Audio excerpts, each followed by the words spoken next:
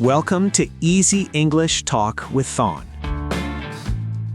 Hello, everyone, and welcome back to Easy English Talk with Thon. I'm Thon, and I'm really happy you're here with us today.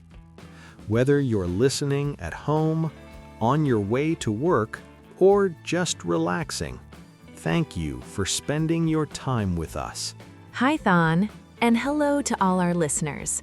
I'm Danny, and I'm excited to be here again. Today's topic is something very practical, something that many of you experience every single day. That's right. Today, we're talking about using English at work. This is a very important skill, especially if you work in an international company or communicate with clients from different countries. Yes, and even if your job is local, English is still very useful. You might read documents, send emails, or join meetings in English. Exactly. So today, we're going to walk through many real-life situations, emails, meetings, daily updates, and even small talk with coworkers. But before we start, we have a quick favor to ask. If you enjoy this podcast and want to improve your English with us, please subscribe to the channel and give this episode a like. And don't forget to leave a comment. Tell us where you're from or how you use English at work. We'd love to know. All right, let's begin. Let's start with something very common: emails. Almost everyone writes emails at work. Yes, and sometimes writing emails in English can feel stressful, especially if you're not confident. That's true, but the good news is, email English is actually quite simple if you follow a few basic rules. The first rule is be clear. Don't use long, complicated sentences. Keep your message simple and easy to understand. Right. For example, instead of writing a very long sentence, you can break it into 2 short sentences. That makes it easier to read. Another important thing is being polite. In English, tone is very important. You don't want to sound too direct or rude. Exactly. For example, if you say, "Send me the file," it sounds like an adesh, like you are giving a command. But if you say, "Could you please send me the file?" it sounds much more polite and professional. Let's give a few more examples. Sure. Instead of saying, "I need this today," you can say, "Could you please send this to me by today?" Or, "I would really appreciate it if you could send it today." Yes, that sounds very natural. Now, let's talk about starting an email. Many learners are not sure how to begin. If you know the person's name, you can say, "Dear John," or "Hello, Sarah." And if you don't know the name, or you're writing to a group, you can say, "Hello, everyone," or "Dear team." Both are very common in the workplace. What about ending an email? You can use phrases like "best regards," "kind regards," or "thank you." And if your relationship is more casual, you can simply say, "best." Yes, that's short and friendly. Now, let's talk about the main message. This is where you explain your purpose. Always be clear about why you are writing. For example, "I'm writing to ask about the meeting schedule."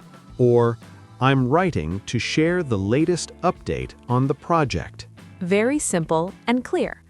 Also, if you have multiple points, don't write everything in one long paragraph. Yes, break it into smaller parts. That makes it easier for the reader. And don't forget about attachments.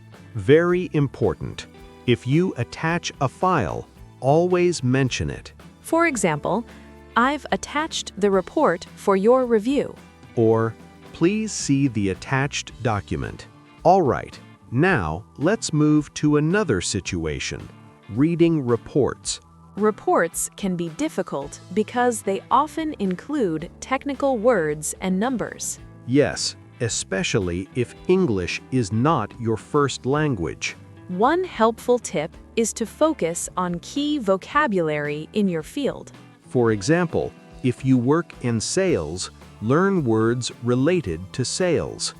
If you work in IT, learn technical terms. Another tip is to read the summary first. Many reports have a short summary at the beginning. This helps you understand the main idea quickly. Also, look at charts and graphs. Yes, visuals can help you understand complex information more easily. And if you don't understand something, Just ask. It's completely okay. you can say, "Could you explain this part to me?" Or, I'm not sure I understand this section. Now, let's talk about meetings. This is where many people feel nervous. Yes, speaking in English in front of others can be scary. But you don't need perfect English. Simple phrases are enough. For example, if you want to share your idea, I think we should try this approach. Or, in my opinion, this option is better. If you agree, you can say, I agree with you. Or, that's a great idea. If you disagree, be polite.